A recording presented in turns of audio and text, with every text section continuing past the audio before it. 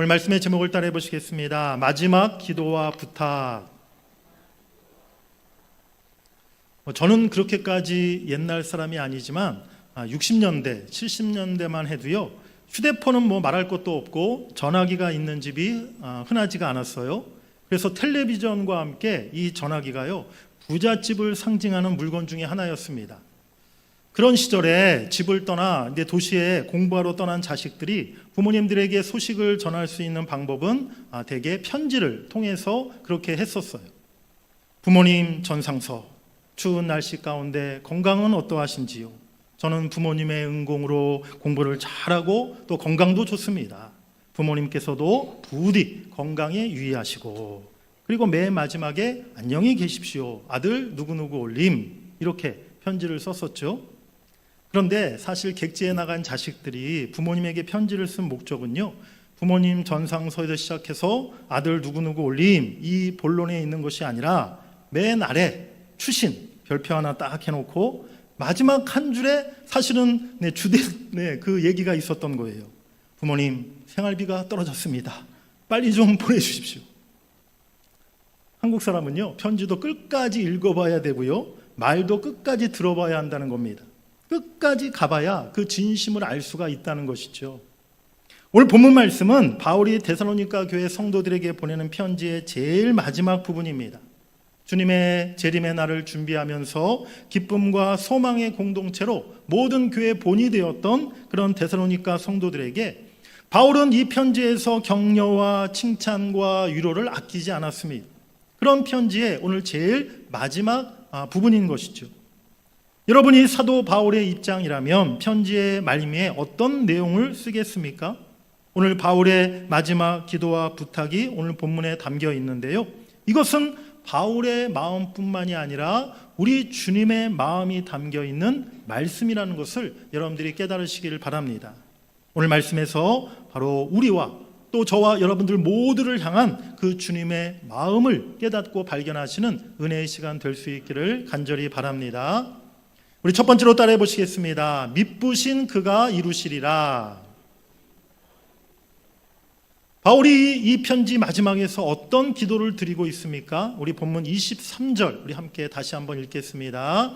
평강의 하나님이 친히 너희를 온전히 거룩하게 하시고 또 너희의 온 영과 혼과 몸이 우리 주 예수 그리스도께서 강림하실 때에 흠없게 보존되기를 원하노라. 아멘. 여기 9절에서 너희의 온 영과 혼과 몸 이렇게 기록되어 있는 부분이 있는데요, 어떤 학자들은 이 구절을 근거로 인해서 우리 사람이 세 가지 요소로 구성되어 있다라고 주장합니다. 영과 혼과 몸. 그래서 신학적으로 이것을 삼분설이라고 이름 붙이기도 하는데요. 하지만 우리가 창세기 2장을 보면요, 하나님이 처음 인간을 만드실 때 흙으로 인간을 만드시고 코에 생기를 불어넣으셔서 생명이 되었다라고 말씀하고 있어요. 그래서 저는 우리 인간이 육신과 영혼, 몸과 영혼 이렇게 두 가지로 구성되어 있다라고 생각합니다.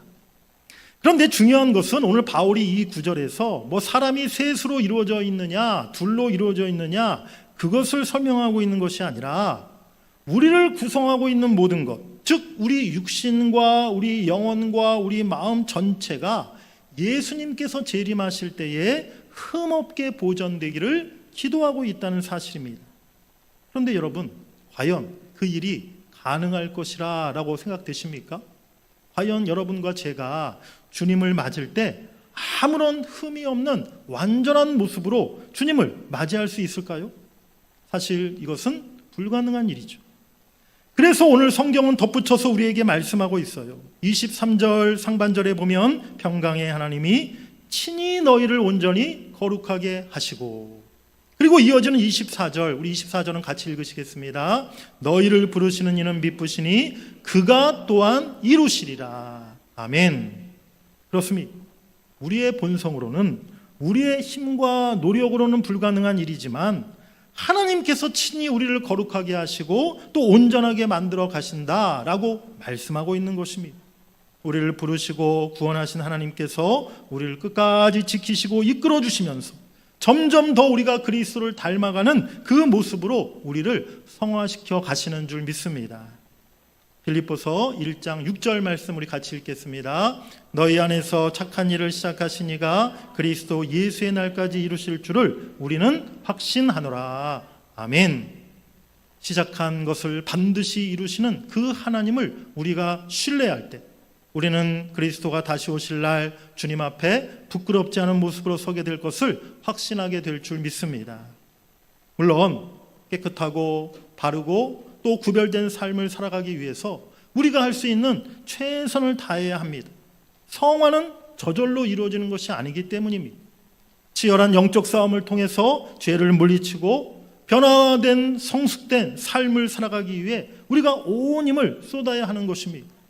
옛사람의 구습, 잘못된 습관을 벗어버리고 내가 새 사람의 옷을 입어 구원받은 성도답게 살기 위해서 우리는 끊임없이 내 자신을 쳐서 복정시켜 나가야 될 줄 믿습니다. 그럼에도 불구하고 우리의 최종적인 성화, 우리의 완전함은 내가 이루는 것이 아니라 하나님이 이루신다는 것입니다. 시작하신 이가 신실하기 때문에 그것을 이루어 주신다는 것이죠. 성화는 그런 면에서 저와 여러분들의 노력이 필요한 일이기도 하지만 하나님의 은혜의 선물이라는 사실을 여러분들이 깨달으시길 바랍니다.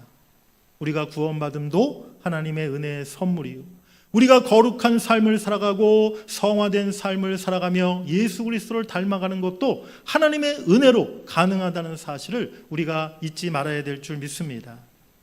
성령이 도우셔야 합니다. 하나님이 우리를 붙드시고 이끌어 주셔야 합니다. 그래야 우리가 거룩한 삶, 성화의 삶을 살아가게 될 줄 믿습니다.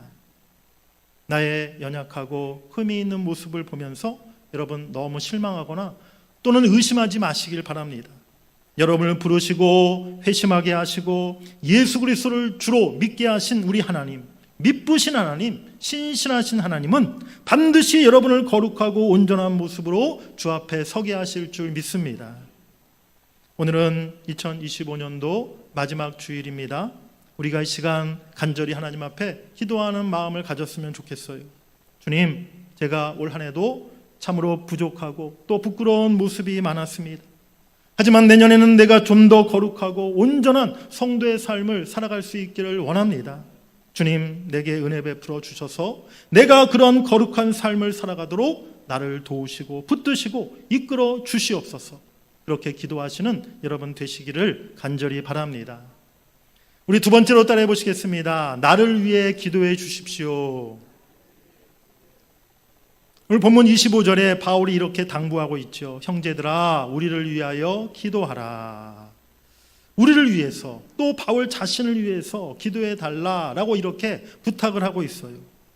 여러분, 바울이 어떤 사람입니까? 성령의 권능과 기도의 능력이 있었던 사도였어요. 복음을 전 세계에 전파했던 가장 능력 있는 사도였습니다. 반면에 지금 데살로니가 성도들은요, 사실 예수 믿은 지 얼마 안 된 그런 어린 성도들이었다는 거예요. 지금으로 따지면 초신자에 불과한 사람들이었죠. 그런데 지금 바울은 그런 데살로니가 성도들에게 오히려 자기를 위해 기도해달라라고 부탁하고 있는 것입니다. 바울은 다른 곳에서도 편지를 쓸 때마다 빠뜨리지 않고 이와 같은 기도 부탁을 했음을 볼 수가 있습니다. 로마서 15장 30절 말씀에 보면 형제들아, 내가 우리 주 예수 그리스도와 성령의 사랑으로 말미암아 너희를 권하노니 너희 기도에 나와 힘을 같이하여 나를 위하여 하나님께 빌어. 또 고린도 후서에서도 1장 11절에 보면 너희도 우리를 위하여 간구함으로 도우라. 이는 우리가 많은 사람의 기도로 얻은 은사로 말미암아 많은 사람이 우리를 위하여 감사하게 하려 함이라. 에베소서에서도, 우리 에베소서 6장 19절은 같이 한번 읽으시겠습니다. 또 나를 위하여 구할 것은 내게 말씀을 주사 나로 입을 열어 복음의 비밀을 담대히 알리게 하옵소서 할 것이니. 골로새서 4장 3절 읽겠습니다. 또한 우리를 위하여 기도하되 하나님이 전도할 문을 우리에게 열어주사 그리스도의 비밀을 말하게 하시기를 구하라. 아멘. 그렇습니다. 서신서 전체에 바울은요, 기회가 될 때마다 모든 교회와 성도들에게 자신을 위해 기도해달라, 우리의 사역을 위해서 기도해달라, 그렇게 부탁했음을 알 수 있다는 것입니다. 바울은 데살로니가 전서에서 3번에 걸쳐서 기도를 언급하고 있는데요, 첫 번째는 성도들이 더욱더 사랑이 넘치고 그들의 믿음이 굳건해지고 하나님 앞에서 거룩함에 흠이 없기를 기도했어요. 데살로니가전서 3장 12절 13절 우리 같이 읽겠습니다. 주께서 우리가 너희를 사랑함과 같이 너희도 피차간과 모든 사람에 대한 사랑이 더욱 많아 넘치게 하사 너희 마음을 굳건하게 하시고 우리 주 예수께서 그의 모든 성도와 함께 강림하실 때에 하나님 우리 아버지 앞에서 거룩함에 흠이 없게 하시기를 원하노라. 아멘. 그리고 두 번째 기도는 방금 좀 전에 살펴본 5장 23절에 성도들이 주님이 다시 오실 그날까지 온전한 모습으로 거룩한 사람으로 살기를 기도했던 것이죠. 그리고 마지막, 이제는 바울 자신을 위해 기도해달라라고 이렇게 요청을 하고 있는 것입니다. 먼저 바울이 데살로니가 성도들을 위해 기도했던 그 내용들을 여러분들이 하나하나 살펴보시기를 바랍니다. 바울은요, 그들의 어떤 육신의 건강이나 또 재물이나 형통을 위해 기도했던 것이 아니었어요. 성도들의 삶 속에 사랑이 넘치고 그들이 굳센 믿음과 거룩함을 지켜나가기를 기도했습니다. 주님께서 다시 오실 때까지 더욱더 주님을 닮아가기를, 그들이 온전해지기를 기도했다는 것입니다. 오늘 바울 자신을 위한 기도도 마찬가지입니다. 어떤 물질적인 필요나 육신의 안위를 위해서 기도해달라는 부탁이 아니었어요. 내가 더 많은 그런 사랑 많은 사도가 되기를, 내가 더 거룩하고 온전한 사도가 될 수 있기를, 내가 더 힘껏 복음을 전할 수 있도록 그렇게 기도해 달라라고 바울이 부탁한 줄 믿습니다. 사랑과 거룩과 온전함, 사실 너무나 추상적인 말이고요. 또 솔직히 현실적으로 말하자면 전혀 당장 돈이 안 되는 그러한 기도 제목들이에요. 그런데 여러분, 이것이 바로 우리 하나님 아버지께서 우리를 택하여 부르시고 우리 가운데 이루시기를 원하시는 하나님의 뜻이라는 것을 여러분들이 깨달으시기를 바랍니다. 오늘 우리가 관심을 가지고 먼저 기도해야 할 것이 무엇입니까? 제가 여러분들을 위해서 가장 먼저 무엇을 기도해야 될까요? 또 여러분들에게 저는 무엇을 기도해 달라고 요청드려야 될까요? 더 사랑하고 더 거룩해지고 더 온전해지도록, 그것이 우리의 기도의 제목이 되기를 원합니다. 우리 서로가 사랑과 거룩과 온전함을 위해서 서로를 위해 늘 기도해 줄 수 있는 저와 여러분 될 수 있기를 간절히 바랍니다. 사랑하는 여러분들, 누구에게나 나를 위해 기도해 줄 사람이 필요한 것입니다. 지금 여러분을 위해서 기도해 주는 사람이 누구입니까? 복음성가 중에 누군가 널 위해 기도하네 라는 그러한 찬양이 있어요. 그 가사를 보면요, 마음이 지쳐서 기도할 수 없고 눈물이 빗물처럼 흘러내릴 때 주님은 우리 연약함을 아시고 사랑으로 인도하시네. 누군가 널 위하여 누군가 기도하네. 내가 홀로 외로워서 마음이 무너질 때 누군가 널 위해 기도하네. 아멘. 여러분이 지쳐서 기도할 힘도 없을 때, 정말 고난으로 아픔으로 눈물이 빗물처럼 흘러내릴 때 누군가 여러분을 위해 기도해 주시는 분이 있으십니까? 나에게 기도해 주는 사람이 있다면 정말 감사한 일이고 여러분은 가장 복 있는 사람인 줄 믿습니다. 여러분은 결코 쓰러지지 않을 거예요. 사랑하는 여러분들, 기도 부탁하기를, 기도 요청하기를 주저하지 마시길 바랍니다. 또 내가 누군가를 위해 기도하는 일을 절대로 꺼려하거나 귀찮아하지 마시길 바랍니다. 중보 기도에 능력이 있음을 여러분들이 믿으시길 바랍니다. 기도가 결코 헛되지 않음을 여러분들이 믿으시길 바랍니다. 우리 스스로 힘으로 도울 수 없는 누군가를 내가 하나님께 기도함으로 도울 수 있는 것입니다. 내가 하나님께 기도함으로 그 사람이 승리한다면 그 사람의 승리가 곧 나의 승리가 되는 것이요, 그 사람의 기쁨과 감격이 곧 나의 기쁨과 감격이 될 줄 믿습니다. 기도는요, 우리가 할 수 있는 가장 커다란 섬김이요 또 가장 강력한 도움이라는 사실을 여러분들이 잊지 마시기를 바랍니다. 사랑하는 여러분, 누군가 여러분을 위해 기도해 주는 사람이 있으십니까? 여러분은 누군가를 위해 기도하고 있는 사람입니까? 마음속으로 생각해 보시기를 바랍니다. 우리 세 번째로 따라해 보겠습니다. 거룩한 입맞춤으로 서로 무난하십시오. 오늘 마지막으로 바울은 무엇을 당부하고 있습니까? 26절 말씀 우리 같이 함께 읽겠습니다. 거룩하게 입맞춤으로 모든 형제에게 무난하라. 아멘. 바울은 성도 간에 서로 인사할 때에 거룩한 입맞춤으로 무난하라 라고 이렇게 당부하고 있어요. 입맞춤의 그 방식과 의미는요, 지역이나 시대, 문화에 따라서 다 다릅니다. 입맞춤은 당시 팔레스타인 지역에서는 사랑과 우정 또는 존경심을 표현하는 수단으로 사용되었던 그런 인사법이었어요. 그리고 초대교회 시절, 핍박받는 그 시절에 예수 그리스도 안에서 한 피 바다 한 몸 이룬 소중한 지체들 간에 사랑의 표현을 나누는 방식이 바로 거룩한 입맞춤이었습니다. 지하 카타콤, 그 어두운 동굴 불빛 아래서 누가 볼까봐 숨죽여서 찬송과 기도를 드리고 또 예배를 다 마친 후에 그들은 서로 볼에 입을 맞추며 인사를 나눴어요. 샬롬, 그리스도의 평안을 빕니다. 끝까지 믿음을 지킵시다. 용기를 잃지 마세요. 굶주림과 목마름과 또 죽음의 공포 속에서 서로 볼에 입을 맞추면서 따뜻함을 나누면서 위로와 평안을 빌고 서로 용기를 주고 소망을 나누었던 것이죠.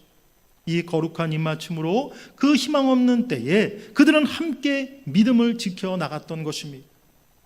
무난하다라는 말의 헬라어 아스파조마이는요, 문자적으로 팔을 뻗어 맞이한다라는 뜻인데요, 따뜻한 환대와 또 포옹의 제스처를 의미하는 것입니다. 따뜻한 마음과 사랑으로 서로 간의 영육 간의 상황을 살피고 또 돌봐주는 것을 의미합니다. 사랑하는 여러분들, 주님 안에서 우리가 성도 간에 나누는 인사가 그저 단순히 안녕하세요, 그냥 거칠의 인사가 되지 않기를 원합니다. 서로 영적인, 육적인 안부를 묻고 또 서로를 살피고 돌봐주면서 주 안에서 진심이 담긴 그런 사랑과 평안을 우리가 나눌 수 있기를 원합니다. 우리 그러한 의미로 우리 초대교회 성도들처럼 우리 옆에 분들 바라보시면서 샬롬, 그리스도의 평안을 빕니다. 우리 한 번 더 입맞춤을 할 수가 없으니까 우리는 주 안에서 사랑하고 축복합니다. 그렇습니다. 우리의 인사가 정말 우리의 마음이 담긴, 사랑이 담긴 그러한 평안의 인사, 축복의 인사가 될 수 있기를 원합니다. 또 오늘 본문에 보면 서로 무난할 때에 좋아하는 사람, 가까운 사람만이 아니라 모든 형제에게 하라라고 그렇게 말씀하고 있어요. 교회에서 이 사람 저 사람 다 아는 척하고 찾아가서 막 인사하고 호들갑 떨면서 악수하고 막 안아주고 그런 성도들이 있으면 너무 주책 떠는 거 아닌가, 너무 오지랖을 떠는 거 아닌가, 우리가 그런 시선으로 볼 수도 있어요. 내가 먼저 인사하고 손을 내밀고 사랑의 마음을 표현하는 것, 여러분 절대 주책이 아니고요, 오지랖을 떠는 게 결코 아닙니다. 오히려 이것은요, 굉장히 용기가 필요하고요, 섬기는 자세가 필요하고요, 수고와 불편이 뒤따르는 그러한 일이라는 거예요. 제가 1년에 한 2번 이렇게 저희 교회가 속한 노회, 정기 노회가 이때 참석하게 되는데요, 그때 1년에 한 2번 이렇게 한꺼번에 노회에 계신 많은 목사님들을 만나게 되죠. 일찍 노회에 참석하면요, 자리에 앉아 있을 수가 없습니다. 왜 그러냐? 목사님들이 계속 이제 들어오시는데 목사님들이 올 때마다 이제 일어나서 먼저 찾아가서 이제 인사하고 안부를 묻고 그런 인사를 계속 하게 되는 거죠. 사실 그냥 구석 한 자리에 가만히 앉아 있거나 아니면 일부러 노회 시간 다 돼서 늦게 가면요, 인사할 필요도 없고 편하고 좋습니다. 가만 보면 그런 목사님들도 가끔 계시더라고요. 하지만 내가 좀 불편하고 힘들어도 사실 먼저 찾아가서 인사하고 선배 목사님들이든 후배 목사님들이든 내가 관심을 표하는 것이 사실 훨씬 더 좋은 모습 아니겠습니까? 사랑하는 여러분, 교회 안에서 우리가 서로를 귀하게 여기는 마음으로, 서로를 세워주는 마음으로 우리가 먼저 인사하고 우리가 먼저 안아주고 우리가 먼저 관심을 표하는 그러한 수고를 우리가 아끼지 말아야 될 줄 믿습니다. 여러분, 교회의 어른, 교회의 큰 사람이 누구라고 생각하십니까? 그 사람의 직분이 뭔가, 혹은 나이가 얼마인가, 혹은 얼마 동안 교회를 다녔는가, 그것이 사실 기준이 아니라는 거예요. 그것은 세상적인 기준이죠. 교회의 어른, 교회의 큰 사람이 누구냐면요, 모든 사람을 품는 넓은 가슴, 큰 마음이 있는 사람이 교회의 어른이고 큰 사람이라는 사실을 여러분들이 기억하시기를 바랍니다. 어리고 작은 사람은요, 늘 자기가 좋아하는 사람들하고만 어울린다는 것입니다. 하지만 큰 사람, 어른은요, 모두를 품는 사람이에요. 이 사람은 이래서 안 되고 저 사람은 저래서 안 된다는 것이 아니라, 이 사람이 이래도 저 사람이 저래도 내가 다 품고 안아야 될 사람이다 라고 생각하면서 먼저 다가가고 오히려 그 사람을 더 세게 안아줄 수 있는 사람, 바로 이 사람이 마음이 크고 넓은 어른과 같은 사람인 줄 믿습니다. 교회 안에서 저와 여러분 모두가 마음이 크고 넓은 큰 어른이 될 수 있기를 간절히 바랍니다. 누가 먼저 나를 좀 알아주지 않나, 누가 먼저 나에게 인사해 주지 않나, 그거를 바라고 기다리는 것이 아니라 내가 먼저 가서 손을 내밀고 문안하고 교제하고 품어주는 그런 사람이 되시기를 간절히 바랍니다. 그래서 우리 교회 안에 진정한 그리스도 안에서 형제의 사랑과 성도 간의 깊고 친밀한 교제가 넘쳐나기를 주의 이름으로 간절히 축복합니다. 오늘 사도 바울은 이 편지 맨 마지막에 28절 우리 주 예수 그리스도의 은혜가 너희에게 있을지어다 라는 축복의 기도로 오늘 말씀을 마치고 있습니다. 주 예수 그리스도의 은혜, 바로 이것이 복음의 핵심이고 이 편지의 결론이라는 것입니다. 사랑하는 여러분, 우리 모두는 주 예수 그리스도의 은혜로 구원받은 사람들인 줄 믿습니다. 우리가 날마다 이 은혜를 계속해서 누리며 살아가야 한다는 것입니다. 더 많은 그리스도의 은혜, 더 크고 충만한 그리스도의 은혜를 우리가 사모하고 누리기를 소망해야 될 줄 믿습니다. 그리스도의 은혜, 십자가 대속의 은혜, 그 은혜가 우리 안에 있을 때 우리의 구원의 확신이 결코 흔들리지 않습니다. 또한 계속 은혜를 구하며 기도하며 서로를 위해 기도하게 되는 줄 믿습니다. 그 은혜로 말미암아 서로를 돌아보며 문안하며 서로를 품게 될 줄 믿습니다. 사랑하는 여러분, 우리 주님 다시 오실 날을 기다리며 살아가는 동안에 더욱더 그 예수 그리스도의 은혜를 구하고 누리시기를 간절히 바랍니다. 우리 주 예수 그리스도의 은혜가 너희에게 있을지어다. 아멘. 2026년도에도 우리 주 예수 그리스도의 은혜가 여러분 안에, 우리 교회 안에 늘 충만하기를 제가 마음을 다하여 주의 이름으로 간절히 축원합니다.